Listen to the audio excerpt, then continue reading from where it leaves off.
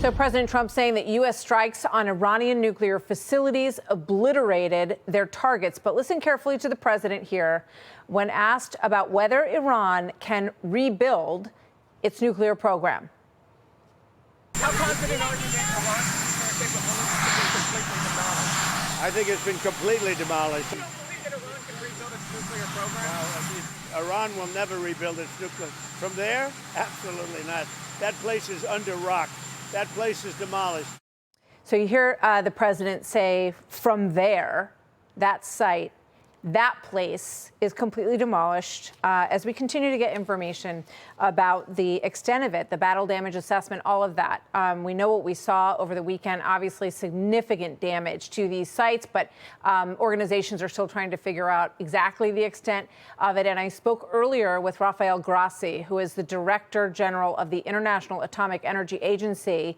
His inspectors have not been able to get into this site yet. And they have limited aerial capabilities in terms of surveillance. They see in many ways what we're seeing in terms of these pictures about before and after. And they very much want Iran to allow them back in to these sites so that they can get a better handle on what happened here and get their inspectors on the ground. Watch. So, Director, thank you very much. It's good to have you with us today. My pleasure.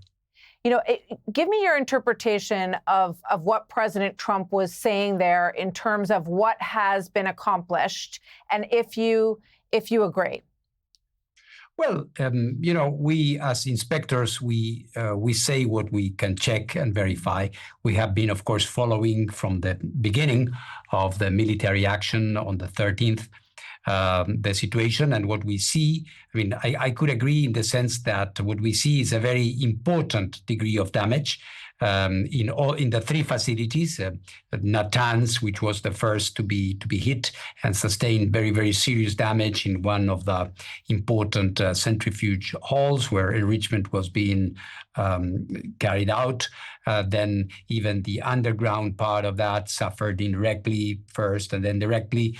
Then Isfahan, a few buildings. It's a complex. It's a complex with many different buildings performing different activities. But the damage sustained there was also very important. Of course, Fordow, which was the more fortified and protected facility after the participation of the United States and the night from Saturday to Sunday, we have seen a lot of impact of course, of these deep penetrating projectiles. And so, although no one has been there inside to see, of course, the conclusion is that the damage must be, very, very, very important. You mentioned the other day that they had made no secret that they have protected this material. And I believe you even mentioned a potential site near Isfahan where you believe that this material, 900 pounds potentially of enriched uranium,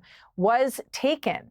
So can you tell us today, is that what your understanding is, that 900 pounds of enriched uranium was taken to this ancient site near Isfahan?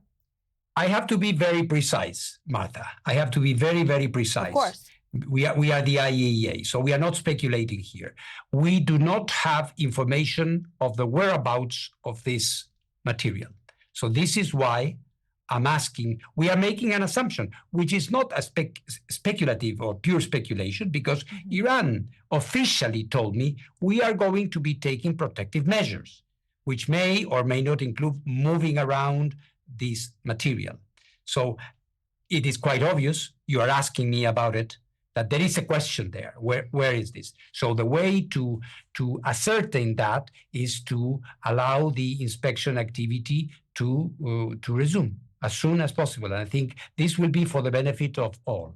So in terms of understanding what could be done with enriched uranium at 60% that potentially was removed from the site.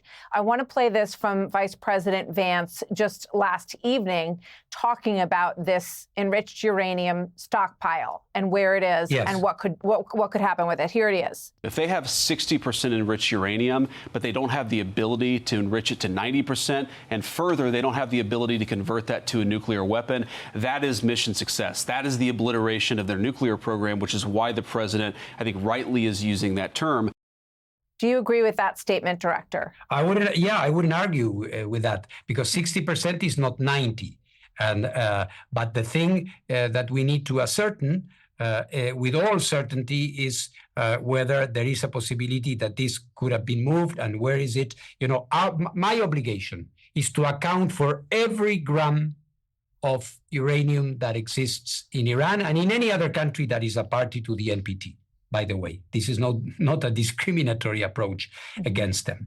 So I agree, the Vice President is right in his assessment from the perspective of the United States of America. He's talking about a military mission and the criteria for success. This is, I respect that, but my job is a different one, all right? My job is to try to see where is this material, because Iran has an obligation to report and account for all the material that they have. And this is going to continue to be my work, because obviously there is a new situation. Given what you have seen from the sky and understanding that you haven't been on the ground yet, how far back do you believe Iran's nuclear weapons program has been set by these strikes? Is it months? Is it years? Well, I think the nuclear program, the Iranian nuclear program, has been set back significantly. When you say years, I don't know what is your the metric that you want to apply. Now, I don't know. We have to see what they want to do. Are they going to reconstruct what they had? And let's not forget, there are so many interactions here, Martha.